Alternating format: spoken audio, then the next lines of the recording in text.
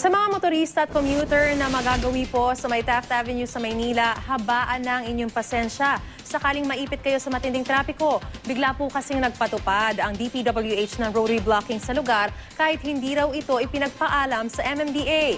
May ulat on the spot si John Consulta. John?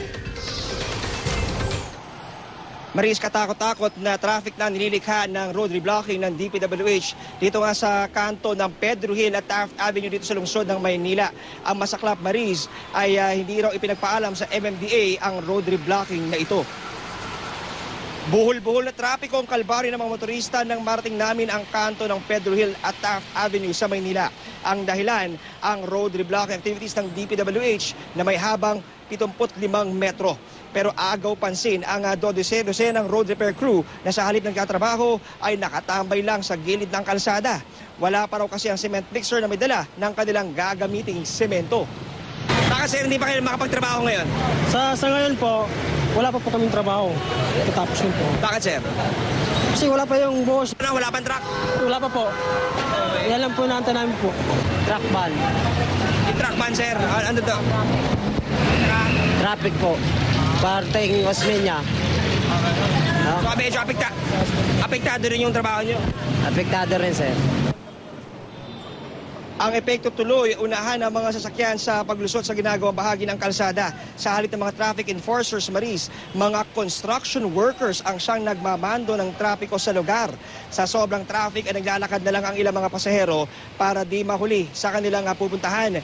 Hating naman ang damdamin ng mga motorista na naiipit sa usad pagong na trapiko.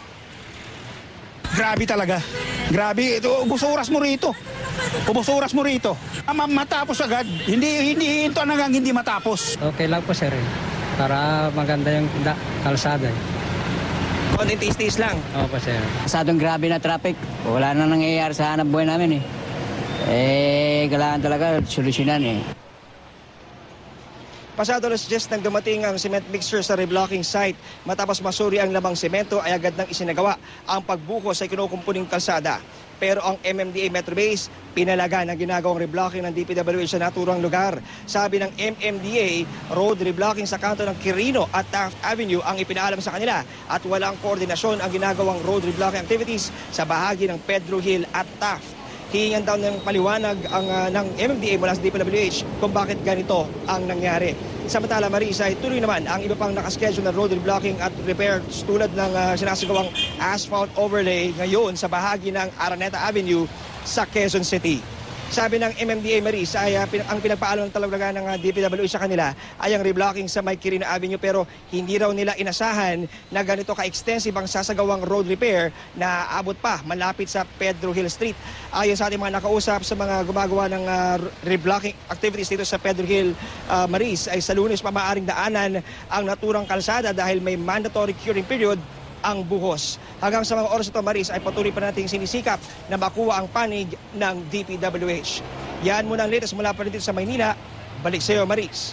Maraming salamat, John Consulta.